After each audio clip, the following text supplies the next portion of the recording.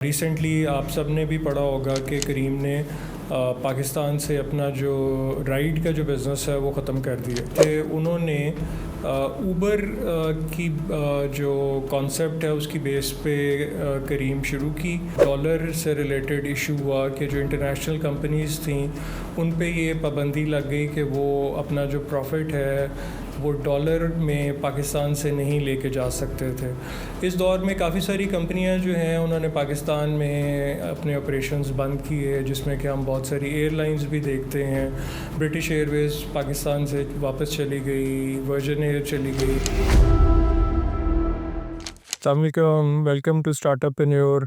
आज हम एक केस स्टडी डिस्कस करेंगे जो कि करीम की केस स्टडी है।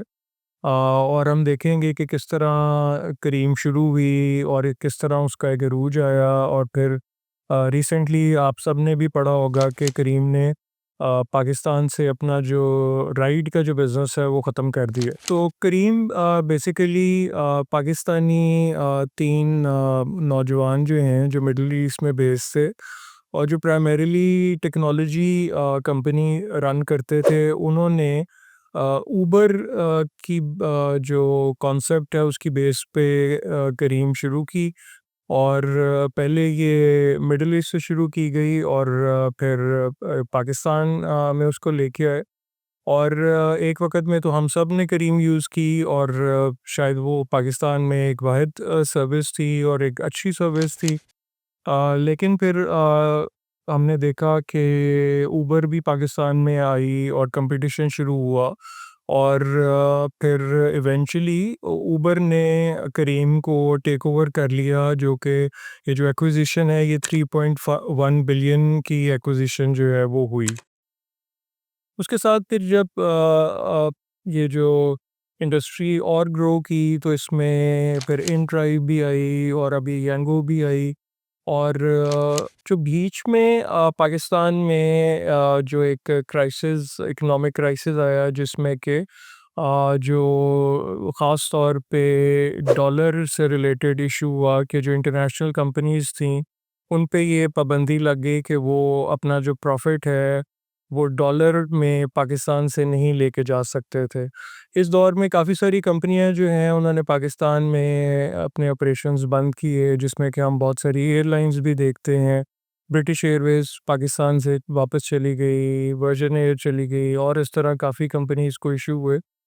और इसी दरमियान में करीम ने अपने जो राइड बिज़नेस है वो कम्प्लीटली बंद कर दिया। करीम अब इस वक्त दोबारा से टेक्नोलॉजी अपनी जो बेस थी जहाँ से वो शुरू हुए वो उस पे वापस चले गए और अब वो as a technology, IT technology company के तौर पे जो है वो काम कर रहे हैं।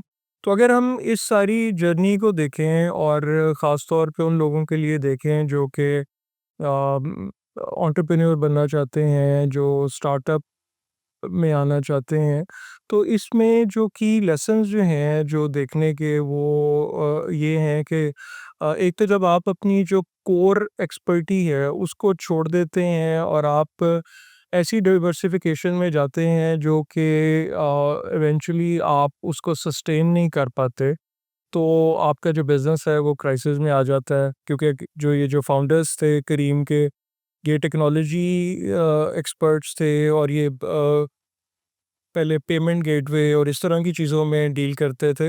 तो वो शायद अपना जो ये जो नया ट्रांसपोर्ट का बिज़नेस था उसको बहुत शायद प्रॉपर्ली उस तरह नहीं देख सके। इसके अलावा ये कि जब आप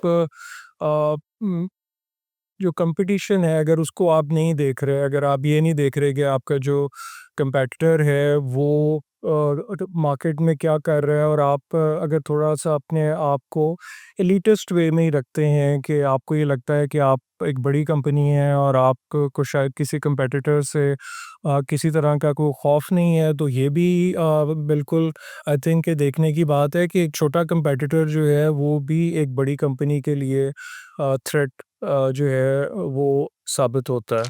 तो फिर एक और बहुत इम्पोर्टेंट एस्पेक्ट ये है कि जो आपके जो स्टेक होल्डर्स हैं, उनका ख़्याल रखना, क्योंकि देखिए जो बिज़नेस है वो एक जो कंप्लीट सप्लाई चेन है उसमें आप एंड टू एंड हर चीज़ का जब तक ख़्याल नहीं रखते तो शायद आपकी सक्सेस पॉसिबल नहीं रहती।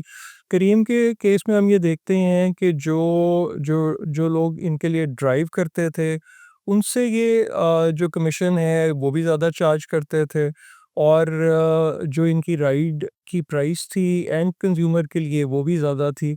तो यानी कि इनका ज़्यादा फोकस जो है वो प्रॉफ़िट मेकिंग पे रहा।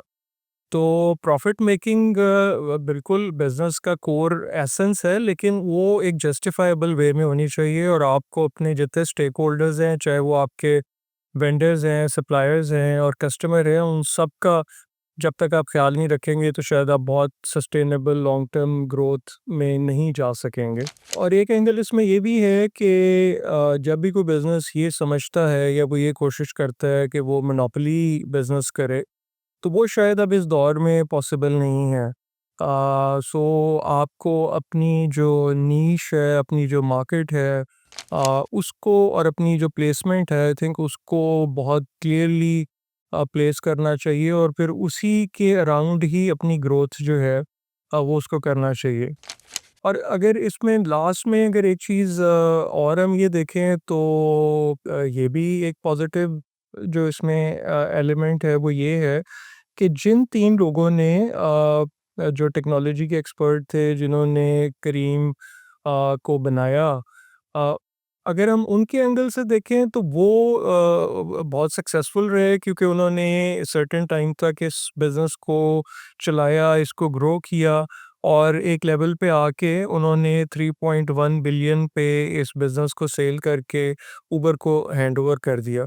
तो अगर हम उनकी एंटरप्रेन्योरशिप के हवाले से देखें और अगर उनके ऑब्जेक्टिव के हवाले से देखें, तो they were successful in coming with the startup. और एक इससे ये भी इम्पोर्टेंट एस्पेक्ट है देखने का कि बिजनेस में आपको डिस्पैशनेट होना चाहिए। आपको ये पता होना चाहिए कि आपने अपना जो बिज़नेस है उसकी ग्रोथ एक सर्टेन की, और आपको कब उसमें से एग्ज़िट लेना है। तो अगर इस एंगल से देखा जाए तो आई थिंक कि जो फाउंडर्स थे करीम के, they were successful in developing their business to a level, और उसके बाद उन्होंने एक अच्छी प्रॉफ़िट मेकिंग पे अपना जो बिज़नेस है उसको सेल कर दिया। तो इसी तरह हम आपसे मज़ीद जो कंपनीज़ हैं, जो पाकिस्तानी और इंटरनेशनल कंपनीज़ हैं, उनकी केस स्टडीज़ आने वाले दिनों में आपसे शेयर करते रहेंगे।